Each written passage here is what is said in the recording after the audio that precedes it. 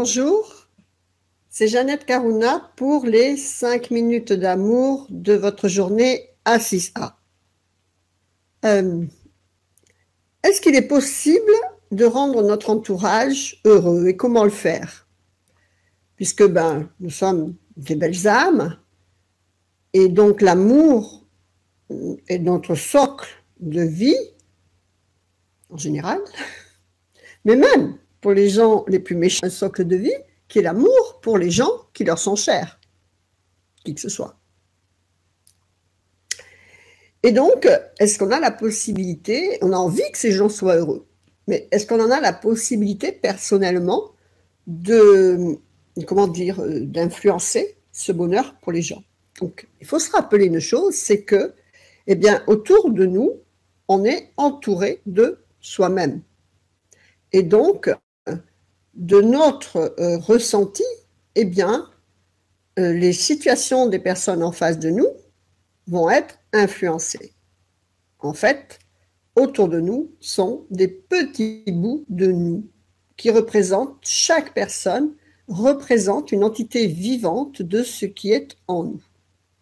Donc, comment le plus possible rendre ces personnes heureuses? Vous ne pouvez pas agir sur leur extérieur. Vous ne pouvez pas agir. Votre terrain d'action, il est uniquement à l'intérieur de vous, puisque de votre intérieur va se projeter des situations, personnages et situations, choses, etc., d'après ce que vous croyez, pensez, doutez, craignez, etc. Consciemment ou inconsciemment, de maintenant ou d'avant. Donc le meilleur moyen de rendre des personnes autour de vous heureuses, c'est de chercher à l'intérieur de vous à être heureux ou heureuse. Puisque vous ne pouvez pas, je ne sais pas moi, par exemple, quelqu'un ou votre adolescent ne réussit pas ses études comme vous voudriez. Et donc ça le rend perturbé. Vous ne pouvez pas agir en regardant ses échecs. Vous ne pouvez pas agir pour l'améliorer. Parce que si vous regardez ces échecs, ces craintes, ces peurs, vous amplifiez ces craintes, ces peurs. Pareil pour la santé. Quelqu'un que vous voyez de malade, ce n'est pas en compatissant que vous allez l'aider. Au contraire. Puisque quand vous pensez à une personne, si vous pensez à cette personne en termes d'échecs, vous allez amplifier ses échecs ou ses souffrances. Donc, avant tout, voyez la personne comme vous voudriez qu'elle soit. Voyez qu'elle soit heureuse. Et ensuite, l'autre moyen, le moyen le plus proche que l'on peut faire, c'est être soi-même de bonne humeur et avec de bons ressentis. Imaginez, vous rentrez du travail et vous êtes de mauvaise humeur, agressive, et vous parlez en boucle de ce que vous avez vécu dans votre journée, ou bien vous ne parlez pas. Comment va réagir votre famille? Ça ne va pas être agréable pour eux de vous voir comme ça, donc ils ne sont pas heureux.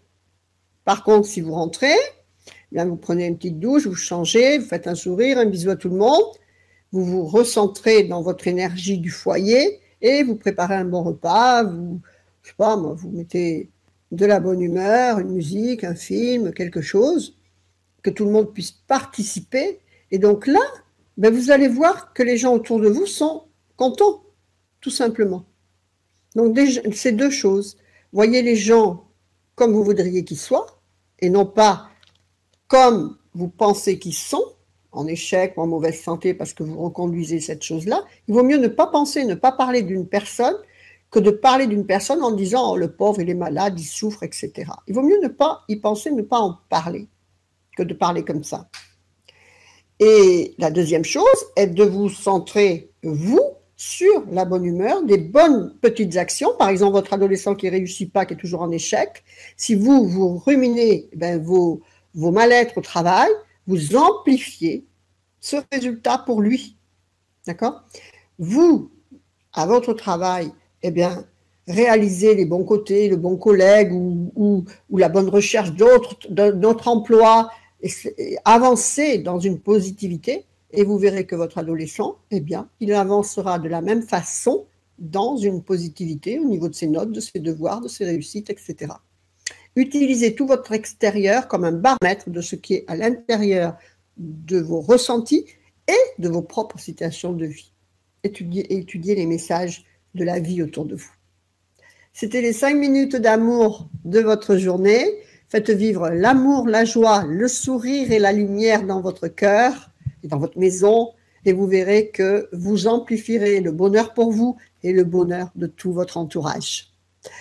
Que votre vie soit belle. Namasté, je vous embrasse. Au revoir.